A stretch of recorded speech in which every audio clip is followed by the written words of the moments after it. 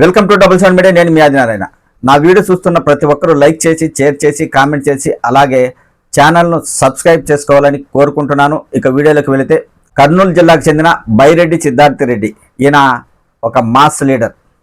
చిన్నప్పటి నుంచి ఎన్నో కష్టాలు పడి రాజకీయంగా ఆయన ఎదిగారు. యువత ఎక్కువగా ఆయన్ను అభిమానిస్తారు. వైఎస్ఆర్ కాంగ్రెస్ పార్టీ ఓడిపోయిన తర్వాత ఇటీవల ఆయన పార్టీ కార్యక్రమాలలో ఎక్కువ పాల్గొనడం లేదు, యాక్టివ్గా లేడు అనే విమర్శలు వస్తున్నాయి. అయితే తాజాగా ఆయన ఒక మీడియాతో మాట్లాడడం జరిగింది. ఈ సందర్భంగా ఆయన చాలా వ్యాఖ్యలు చేశారు. ప్రభుత్వాన్ని హెచ్చరించేలా కూడా ఆయన మాట్లాడడం జరిగింది.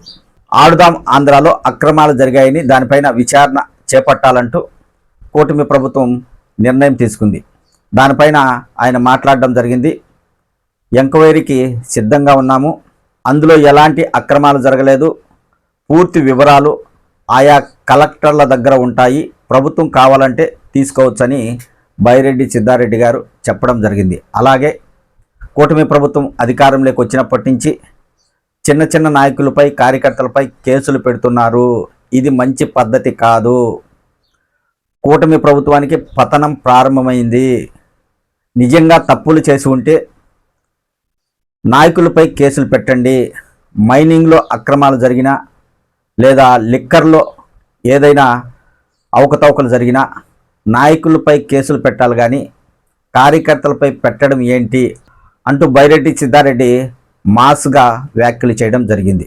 అలాగే ప్రభుత్వంపై ప్రజలు తిరగబడే రోజులు తప్పకుండా వస్తాయని, వైఎస్ఆర్ కాంగ్రెస్ పార్టీ అధికారంలో ఉన్నప్పుడు ప్రజలకు ఇచ్చిన మాట ప్రకారం హామీలన్నీ జగన్మోహన్ రెడ్డి గారు అమలు చేశారు. కూటమి ప్రభుత్వం అధికారంలోకి వచ్చాక అమలు చేయడం లేదు. ఇప్పుడు జగన్మోహన్ రెడ్డి ప్రభుత్వం గురించి, వైసీపీ గురించి ఎక్కువగా ప్రజలు చర్చించుకుంటున్నారు. కూటమి ప్రభుత్వంపై ప్రజల్లో వ్యతిరేకత వచ్చిందని బైరెడ్డి సిద్ధారెడ్డి మాట్లాడడం జరిగింది. ఈ వీడియోలో ఆయన చాలా మాస్గా మాట్లాడడం జరిగింది. తెలుగుదేశం పార్టీ వాళ్ళు, కూటమి ప్రభుత్వం వాళ్ళు రోజుకో మాట మాట్లాడుతున్నారు. ఒకడేమో 300 కోట్ల స్కామ్ అంటాడు, ఒకడేమో 400 కోట్ల స్కామ్ అంటాడు. నిన్న ప్రభుత్వమే ఒక రిప్లై ఇస్తూ ఏం చెప్పింది, స్పోర్ట్స్ మినిస్టర్ ఏం చెప్పినాడు, ఆడదాం ఆంధ్రాకు కేటాయించింది కేవలం 119 కోట్లు అని చెప్పినాడు. కేటాయింపే 119 కోట్లు ఉంటే 400 కోట్ల స్కామ్ ఎట జరుగుతుంది? అంటే ఏమన్నా అసెంబ్లీకి మామూలుగానే పోతున్నారా, ఏమన్నా సేవించి పోతున్నారా? ఆరోపణలు ఆరోపణలు ఆరోపణలు. ఎన్ని రోజులు ఈ ఆరోపణలు, ఈ పనికి మాలిన ఆరోపణలు? ఆ 119 కోట్లు కూడా దేనికోసం ఎంత ఖర్చు పెట్టినారు, కలెక్టర్ల అకౌంట్లలో ఎంత ఇచ్చినారు, ప్రైజ్ మనీ రూపంలో ఎంత ఇచ్చినారు, కిట్ల రూపంలో ఎంత ఇచ్చినారు, టీషర్ట్ల రూపంలో ఎంత ఇచ్చినారని చెప్పి ఆన్ రికార్డు వాళ్ళ దగ్గర ఎవిడెన్స్ ఉంది కదా. కూటమి ప్రభుత్వం ఏర్పడి దాదాపుగా ఈ రోజుకి సంవత్సరం రోజులైంది. ఎన్నికల ముందర సంవత్సరం రోజులు ఏం ఏడ్చినారు? ఒకరోజు భువనేశ్వరమ్మ గారిని తిట్టినారని చెప్పి ఒకరోజు, చంద్రబాబు నాయుడిని అరెస్ట్ చేసినారని ఒకరోజు, పవన్ కళ్యాణ్ని తిట్టినారని చెప్పి ఒకరోజు, ఏడ్చి ఏడ్చి ఏడ్చి ఏడ్చి ఓట్లు అడుక్కున్నారు. సరే, జనాలు పాపం నమ్మినారు.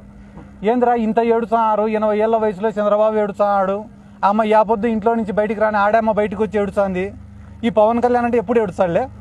వీళ్ళు ఏడ్చి ఏడ్చి ఏడ్చి ఓట్లు అడుక్కున్నారు, ఓట్లు సంపాదించుకున్నారు. ఇప్పుడైనా పరిపాలన పైన దృష్టి పెట్టచ్చు కదా. ఇప్పటికి 10 నెలలు అయింది. ఒరే అమ్మఒడి పథకం ఏమైందిరా, తల్లికి వందనం ఏమైందిరా అంటే, వల్లభనేని వంశీ మా వాళ్ళని తిట్టినాడంట. మేము అడిగేదానికి నువ్వు చెప్పేదానికి సంబంధం ఉందా? ఒరే రైతులకు 20,000 రూపాయలు ఏమైనారా అంటే, పోసానికి ఇష్టం వెళ్ళి పచ్చిబూతులు తిట్టాడు మమ్మల్ని అంటాడు ఒకడు. ఒరే రేపు ఎల్లుండో మళ్ళీ అదేందిరా సిలిండర్లు ఏమైనారా అంటే, ఆడదాం ఆంధ్రలో 400 కోట్లు పోయినాయి అంటాడు. అంటే మనం అడిగేదానికి, ప్రజలు అడిగేదానికి, వాళ్ళు చెప్పేదానికి ఎక్కడ కూడా పొంతన లేదు. మీరు రాసి పెట్టుకోండి, ఇంకొక 4 ఏళ్ళైనా కూడా ఇవే బీద ఏడుపులు ఉంటాయి తప్ప ఈ రాష్ట్ర ప్రజలకు వాళ్ళు చేసేదంటూ ఏముండదు. ఈ రాష్ట్ర ప్రజలు కూడా ఏం చేశారు మన ఎలక్షన్లలో, మేము పోయి అమ్మ వైసీపీకి ఓటేయండి అమ్మా అంటే, ఏసం పోనైనా వైసీపీకి అన్నారు తప్ప ఎవరు మమ్మల్ని వ్యతిరేకించలే, మాకేం ఎదురు చెప్పలే, మమ్మల్ని తిట్టను కూడా తిట్టలే ఓడు. కానీ టీడీపీ వాళ్ళకి చెప్తానన్న ఆయన, మీరు జనాలలోకి ఈసారి పోయి ఓట్లు అడిగితే చీపుర్లు చెప్పులు రెడీగా ఉన్నాయి. మాకు చెప్పినట్టు మీకు ఏసం పోనైనా అని చెప్పరు, ఫస్ట్ కొట్టి చెప్పిసిరి, ఆ తర్వాతనే మీకు సమాధానం చెప్తారు. ఎందుకంటే చంద్రబాబు నాయుడుకి తెలిసిన టాలెంట్ ఏమరా అంటే వ్యవస్థల్ని మేనేజ్ చేయడం. అవి ఏ రకంగానైనా మేనేజ్ చేస్తారు. ఎందుకంటే మొన్ననే సంక్రాంతి పండగకి చూసినాను నేను. సంక్రాంతి పండగకి హైదరాబాద్ నుంచి ఈ రాష్ట్రంలో పక్క రాష్ట్రంలో అందరు వచ్చి ఈడ ఏంటివి అవి కోడి పందాలు, ఇస్పెటాగులు, 100 కోట్ల బెట్టింగులు చేసిపోతే పొద్దున్నే ఆర్టికల్స్ ఏం రాసినారు తెలుసా మీ టీవీ ఛానల్ వాళ్ళందరూ కూడా? అంబరాన్నంటినా సంబరాలు. కూటమి ప్రభుత్వం వచ్చిన తర్వాత తెలుగుతనం ఉట్టిపడిందట. అదే వైసీపీ గవర్నమెంట్లో జరిగితే క్యాబ్రే నడిపించిన మంత్రి, క్యాజినో నడిపించిన కొడాలి నాని. ఇవేనా మీరు రాసిన హెడ్డింగులు? అంటే వ్యవస్థని మేనేజ్ చేస్తే ఒక రకంగా, మేనేజ్ చేయకుంటే ఒక రకంగా. ఎన్ని గ్రామాలలో అన్న టీడీపీ వాళ్ళ పతనం ఏడ ప్రారంభమైందో చెప్తా, మీరు రాసి పెట్టుకోండి. వైసీపీ 5 ఏళ్ళు అధికారంలో ఉన్నప్పుడు నష్టపోయింది వైఎస్ఆర్ కాంగ్రెస్ పార్టీ కార్యకర్త. మళ్ళా ఈరోజు తెలుగుదేశం పార్టీ అధికారంలోకి వచ్చినాక పొద్దున్న నుంచి రాత్రి వరకు కేసులు పెడతా ఉండేది వైఎస్ఆర్ కాంగ్రెస్ పార్టీ కార్యకర్తలు. ఆ మాయకుల జోలికి పోతే ఏమవుతుందరా? మీకు దమ్ముంటే నిజంగానే మైనింగ్లో ఎవడైనా దోచుకునిటేనో, లిక్కర్లో ఎవడైనా దోచుకుంటే వాళ్ళ జోలికి పోంటారా? పేదోళ్ళ జోలికి పోతే ఏమవుతుందరా? నాకు అర్థం కాలే. మీరు రాసి పెట్టుకుని అన్న 3 సంవత్సరాలు ఈ రోజు నుంచి వైఎస్ఆర్ కాంగ్రెస్ పార్టీ జగన్మోహన్ రెడ్డి సొంత జోబిలో నుంచి సాడ లెక్క అని మాట్లాడిన ప్రతి ఒక్కడు కూడా ఈరోజు ఏ పండగ జరిగినా, ఏ పండగ వచ్చినా డబ్బు రొటేషన్ లేక, మార్కెట్లో డబ్బులు తిరక్క వ్యాపారస్తులు కానీ, చిన్న చితక ప్రాణాలు కానీ, చిన్న చిన్న రైతులు కానీ ఒరే జగన్ ఉంటే బాగుండు కదా అని అనుకుంటున్నారు. మీరు రాసి ప్రతి ఒక్కడు అనుకుంటున్నాడు. మేము చెప్పాల్సిన అవసరం లే. ఇంకొక 4 నెలలకో 5 నెలలకో ఈ తిరుగుబాటు అనేది ఏ స్థాయిలో మొదలవుతుందో మీరే చూసుకోండి. మళ్ళీ మేము ప్రత్యేకంగా చెప్పాల్సిన అవసరం లే. ఈ ఆడదాం ఆంధ్ర పైన సిఐడి ఎంక్వైరీలో ఏం దొరకకుంటే సిబిఐ ఎంక్వైరీకి ఇస్తే కనీసం వాళ్ళన్నా కొండనంత దువ్వి ఎలకనేమన్నా పట్టుకుంటారేమో చూడాలా. ఎందుకంటే కానీ వాడు ఎవడో చెప్తాడు, నిన్న నాసిరికం వస్తువులు ఇచ్చినారంట. ఏమిచ్చినారు? 38 కోట్ల రూపాయలతోటి సామాగ్రి కొన్నారన్న. ఎంత? 38 కోట్లతో సామాగ్రి ఎన్ని సచివాలయాలకు కొన్నారు? 15,000 సచివాలయాలకు కొన్నారు. 15,000 సచివాలయాలకు 100 కోట్లు పెడితే ఇంగ్లీష్ విల్లో బ్యాట్లు, కోకాబురా బ్యాట్లు, కోకాబురా బాల్లు వస్తాయి. 38 కోట్లతోటి 15,000 సచివాలయాలకు ఇచ్చేటప్పుడు రబ్బర్ బాల్ బ్యాట్లే వస్తాయి తప్ప క్రికెట్ బాల్ బ్యాట్లు వస్తాయా? వానికి ఏమైనా తెలివైన ఉండాలి కదా మాట్లాడేటోనికి.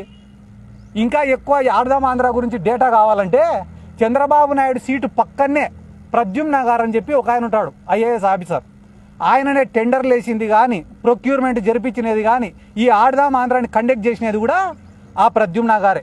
ఆ ప్రద్యుమ్న గారిని ఈ చంద్రబాబు నాయుడు గారు ఒకసారి పిలుచుకొని పక్కన కూర్చోబెట్టుకొని ఏమన్నా సిద్ధార్థ రెడ్డి కానీ ఇంకొకరు కానీ దీంట్లో ఆడదాం ఆంధ్రాలో ఏమైనా తిన్నారా అంటే, సార్ పాపం ఒక 50,000 రూపాయలు టికెట్లకు ఖర్చు పెట్టింటాం సార్ వాళ్ళపైన. ఈ కర్నూలు నుంచి విశాఖపట్నానికి, విశాఖపట్నం నుంచి కర్నూలుకి పాపం ఆడ వాళ్ళకి భోజనాలు 2 పూట్ల పెట్టి పంపించినాం సార్, అంతకుమించి వాళ్ళకేం ముట్టలే సార్ అని చెప్తే చంద్రబాబు కూడా పొద్దున్నే ఇడిచిపెట్టండి పాపం వాళ్ళకేం టికెట్ డబ్బులు కూడా ఇచ్చినట్టు లేవంటాడు.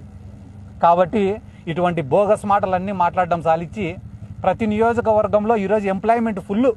చంద్రబాబు నాయుడు గవర్నమెంట్ వచ్చినాక ఏందిరా ఎంప్లాయ్మెంట్ అంటే స్టోర్ బియ్యం full, liquor syndicate full, belt షాపులు ఫుల్, నియోజకవర్గానికి ఒక పేకాట శిబిరం ఫుల్, శాండ్ ఫుల్.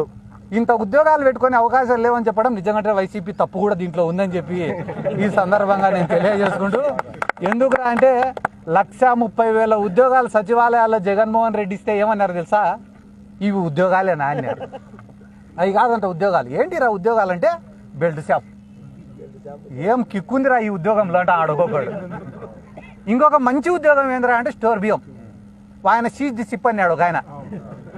ఆయనేమో ఆడికి పోయి స్టోర్ బియ్యం పోతాందిరా తరలిపోతాంది సీజ్ ది సిప్ అన్నాడు. ఈడేమో ప్రతి ఒక్కటి సిప్పే పెట్టినాడు. ఫ్రెండ్షిప్లో చేసుకుంటారు ఇవన్నీ స్టోర్ బియ్యం అనేది. కాబట్టి ఇవన్నీ ఎక్కువ రోజులు పట్టమన్నా. కానీ నేను కోరుకునేది ఏమరా అంటే సామాన్య కార్యకర్తను ఇబ్బంది పెడుతున్నారు, పేదోడి పైన అక్రమంగా కేసులు పెడుతున్నారు. ఈరోజు గ్రామాలలో పరిస్థితి ఏముందిరా అంటే దారిలో ఒకటి పోతా అంటే రేపు కూడా కానీ తిడతారు. ఏంద్రా తిడతానావు అని మీదికి పోతేనే వెంటనే వాడిపోయిన కేసు. తిట్టినోడిని ఏమనడంలే, తిరగబడినోడిని కేసులు పెడుతున్నారు.